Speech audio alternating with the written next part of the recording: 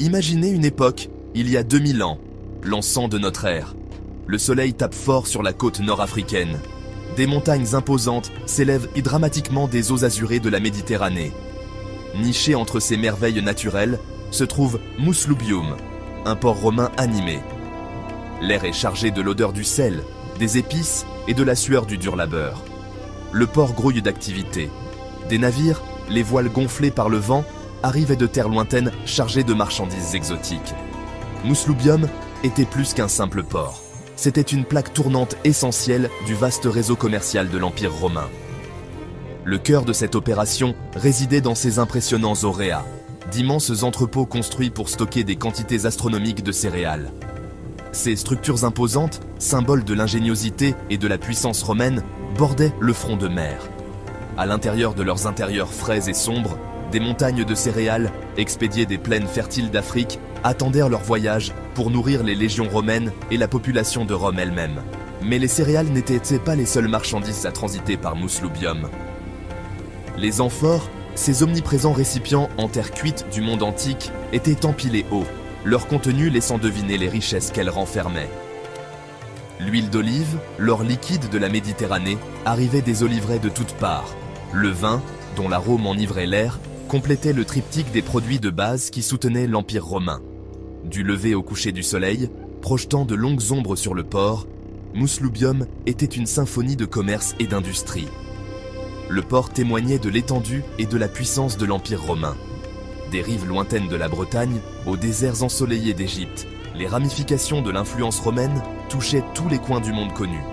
Et ici, dans ce port nord-africain animé, cette influence était pleinement visible. Muslubium était un microcosme de l'Empire lui-même, un creuset de culture, de langues et de peuples, tous réunis par l'attrait inexorable de Rome. La vie de Muslubium ne provenait pas seulement de la mer, mais aussi de la terre. Une artère vitale reliait le port à son arrière-pays. Une route, dont le chemin était lisse, à force d'être utilisée depuis des siècles, serpentait depuis les plaines fertiles d'Aïn Roua vers la côte. Le long de cette route, des caravanes chargées de marchandises effectuaient leur pénible voyage. Les chariots grinçaient sous le poids des céréales, leurs conducteurs exhortant leurs animaux à avancer à coups de cris et de fouet. Leur voyage commençait à Aïn Roua, une ville animée située dans une vallée fertile. Ici, les agriculteurs cultivaient de vastes champs de céréales, leurs moyens de subsistance étant inextricablement liés au rythme des saisons. D'Aïn Roua, la route serpentait à travers le paysage accidenté, passant par Sidi Rehan, un petit village accroché de manière précaire à flanc de montagne. Ici, les caravanes s'arrêtaient pour se reposer et se ravitailler. Le voyage était semé d'embûches. Des bandits, attirés par la promesse de richesse, se cachèrent dans l'ombre des montagnes, attendant de bondir sur les voyageurs sans méfiance.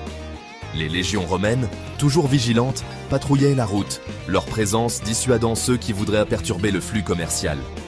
Mais malgré les risques, les caravanes continuaient d'avancer, leur cargaison étant essentielle à la survie de Muslubium.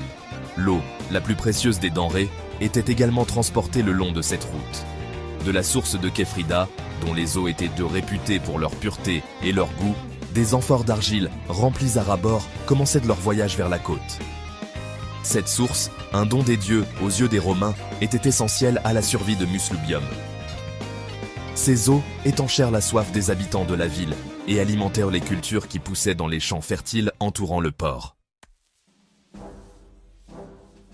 Au-dessus du port, perché sur un affleurement rocheux surplombant les eaux azurées de la Méditerranée, se dressait le fort d'Ablat Amellal.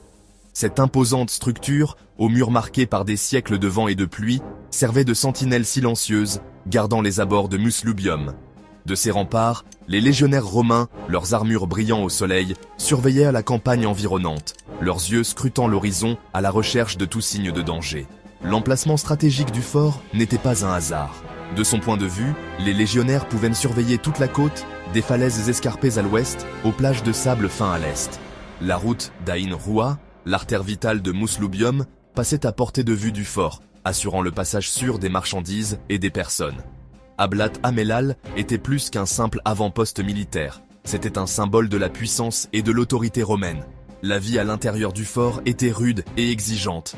Les légionnaires, venus de tous les coins de l'Empire romain, enduraient des étés brûlants et des hivers rigoureux, leurs journées étant remplies d'entraînements et de patrouilles. Ils étaient la première ligne de défense contre la myriade de menaces auxquelles l'Empire était confronté.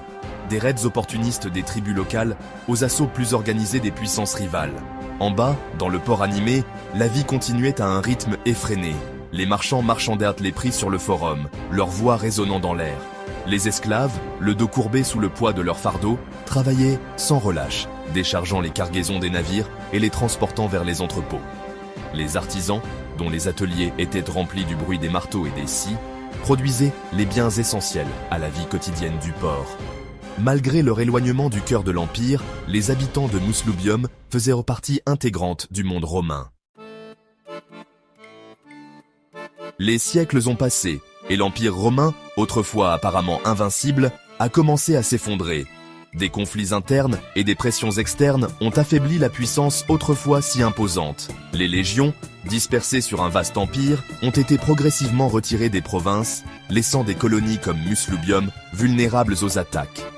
Le flux commercial qui avait soutenu le port pendant des siècles s'est réduit à un filet, et le port autrefois animé est devenu silencieux. Les sables du temps ont recouvert Muslubium, enfouissant ses gloires sous des couches de terre et de pierre. Le port, qui avait autrefois été une plaque tournante essentielle de l'Empire romain, est tombé dans l'oubli, son souvenir n'étant préservé que dans les ruines en ruines qui parsemèrent le paysage. Des siècles ont passé et le monde a évolué, ignorant les secrets cachés sous ses pieds, mais le passé a une façon de refaire surface. Au XXe siècle, des archéologues, attirés par les rumeurs d'une cité romaine perdue, ont commencé à fouiller le site de Muslubium. Lentement mais sûrement, les couches du temps ont été retirées, révélant les vestiges d'une civilisation autrefois glorieuse. Les auréas, dont les murs sont encore debout, témoignent de l'ampleur de l'ambition romaine. Les fragments de poterie et les pièces de monnaie racontaient des histoires de la vie quotidienne d'une époque révolue. Aujourd'hui, la ville moderne d'Aokas se dresse sur les fondations de Muslubium.